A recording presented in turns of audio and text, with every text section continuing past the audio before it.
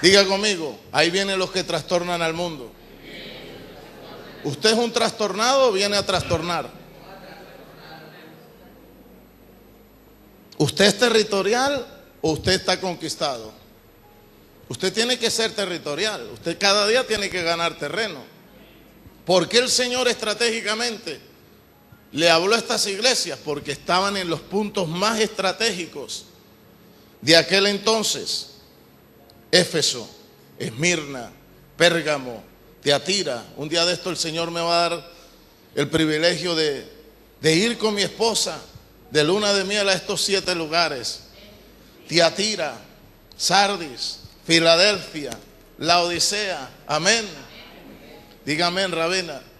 ¿A quién no le gustaría ir por todo el Mediterráneo, en un yate, en un barco, en un crucero, y conocer todos estos sitios que fueron de tanta trascendencia?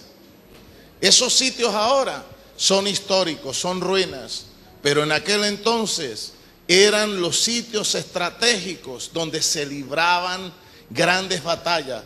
Eran sitios comerciales, eran zonas francas, eran sitios de envergadura, eran sitios de trascendencia comercial, eran sitios estratégicos como Cúcuta. ¿Por qué el Señor nos ha colocado en Cúcuta?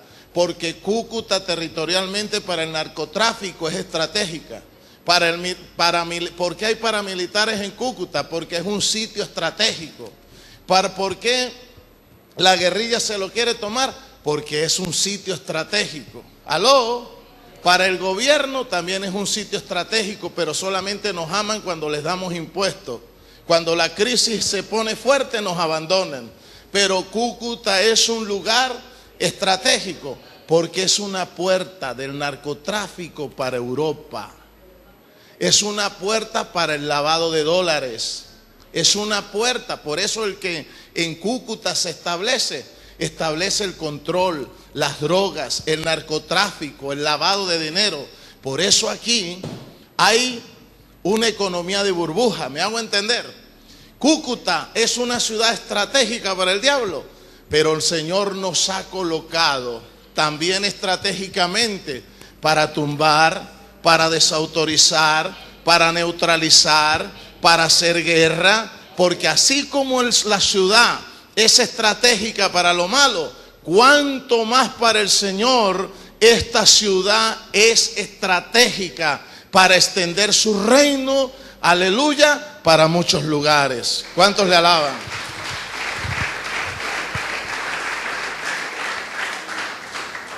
Entonces, ¿por qué esas 7 iglesias eran importantes? Porque eran sitios estratégicos. Y el Señor no es tonto, el Señor sabe vender su producto. El Señor dijo, ustedes son la luz del mundo, y el que me sigue no andará en tiniebla. Usted tiene que mostrar lo que cree. Usted tiene que mostrar lo que tiene. Usted tiene que mostrar su luz. Y el Señor nos ha puesto en esta ciudad para mostrar la luz, para mostrar la revelación, para dar a conocer las fiestas, para dar a conocer su nombre. Y de aquí soltar luz a Venezuela, a Europa, a España, a Sudamérica, a Centroamérica, a muchas naciones. Por eso, para el Eterno, cada ciudad era un candelero. Perdón, cada iglesia era un candelero que no se podía apagar. Todo el imperio tenía que ver con estas 7 ciudades. Éfeso era una ciudad importante. ¿Y sabe cómo le decían a Éfeso? Ciudad amada y deseada. Entonces era de mucha envergadura. Era una ciudad estratégica, era una ciudad importante, pero era una ciudad corrupta. Era una ciudad donde había gente mala. Era una ciudad de mucha importancia, de mucho dinero, de mucho comercio. Ahí también se movía el bolívar, hermano. De mucho cadive, de mucho raspa-raspa, aló, de mucho comercio, oferta, demanda, porque era una ciudad estratégica en el Mediterráneo, pero era una ciudad idólatra. Ahí adoraban a Diana de los Efesios. Había idolatría, había brujería, habían plateros, habían comerciantes que vendían los ídolos de la diosa Diana, había comercio, había dinero, habían cambistas. Era una ciudad bursátil, era una zona franca, era una ciudad de flujo y reflujo, había movimiento. Y dijo el Señor a Pablo: ahí yo quiero que me levantes una iglesia. ¿Cuántos aplauden el nombre del Señor?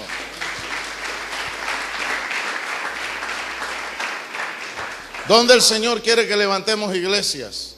Donde hay gente. El Señor no quiere que levantemos monasterios. El Señor quiere que levantemos iglesias donde haya gente para salvar, donde haya guerrilleros para salvar, donde hayan paracos para transformar, donde hayan cambistas para salvar, donde hayan doctores, donde hayan comerciantes, donde haya pueblo, porque Él vino a salvar lo que se había perdido. ¿Cuántos alaban el nombre del bendito sea? Diga: amada y deseada. Entonces todo el mundo quería irse para Éfeso. Era como la gabarra. Eran raspachín. Amada y deseada. ¿A quién no le gusta ir a una ciudad que es amada y deseada? Eso es lo que yo le digo. Tenemos que colocar las iglesias en los lugares donde hay dinero, donde hay prosperidad, donde hay movimiento bursátil. Amén. Tenemos que levantar iglesias en Panamá. Otro lugar estratégico. Tenemos que levantar iglesias en Puerto Rico. Donde hay gente y donde hay movimiento, el Eterno está interesado en mostrar su producto. Yo soy la luz del mundo y el que me sigue no andará en tinieblas. Amada y deseada representa el periodo también en el mundo histórico de la iglesia. Pero ahora voy a hablar de eso. Pero voy a hablar un poquito estratégicamente lo que pasó en Éfeso. Allí fue el apóstol Pablo a predicar. Y cuando Pablo entró a ese lugar, levantó una congregación. Pero le tocó pelear con un principado grande. No con la Virgen del Carmen, con el Dios de Diomedes, no con el Divino Niño, no con María Leonza, ni el Negro Felipe, ni Guayquepuro. Dice el libro de los Hechos que se levantó un principado llamado la reina del cielo. La diosa Diana de los Efesios. Era una diosa que tenía muchos bustos.